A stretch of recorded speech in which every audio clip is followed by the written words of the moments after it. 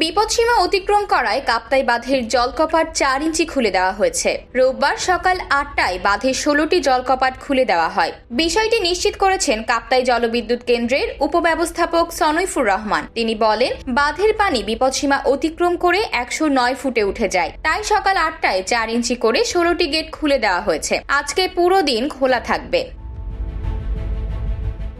এদিকে শনিবার রাত 11টার দিকে বিদ্যুৎ কেন্দ্রের ব্যবস্থাপক এটিএম আব্দুল জাহের জানিয়েছেন, পানি বিপদসীমার কাছাকাছি চলে যাওয়াতে রাতে জলকপাট খুলে দেওয়ার সিদ্ধান্ত হয়েছিল। আমরা একটি নোটিশও জারি করেছিলাম, তবে রাত হওয়ায় এটি খুলছি না। রোববার সকাল 8টায় জলকপাট খোলা হবে।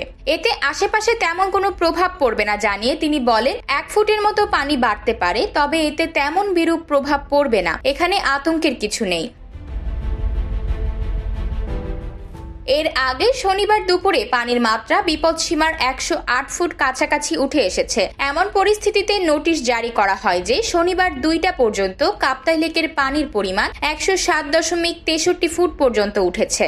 সন্ধ্যা নাগাদ যদি পানি 108 ফুটের কাছাকাছি বা বেড়ে যায়, তাহলে কাপ্তাই স্পিলওয়ের 16টি গেট 6 ইঞ্চি করে ছেড়ে দেওয়া হবে। সবাইকে সাবধান থাকার অনুরোধ জানান এই কর্মকর্তা।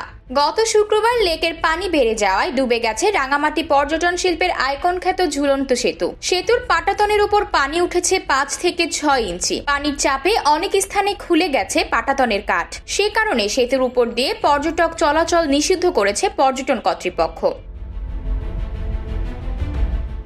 বিদ্যুৎ কেন্দ্রের কন্ট্রোল রুমের সূত্রে জানা যায়, বর্তমানে লেকে রুল কার্ভ অনুযায়ী প্রয়োজনের চেয়ে পানি বেশি আছে। এ কারণে বিদ্যুৎ কেন্দ্রের 5টি ইউনিটে সর্বোচ্চ 219 মেগাওয়াট পর্যন্ত বিদ্যুৎ উৎপাদিত হচ্ছে। যদিও বা 5 ইউনিট থেকে সর্বোচ্চ 230 থেকে 240 মেগাওয়াট পর্যন্ত বিদ্যুৎ উৎপাদন সম্ভব।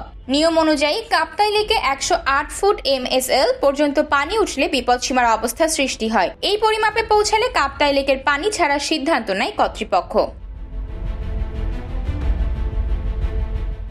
আতকিয়া মাইমুনা, বার্তা 24।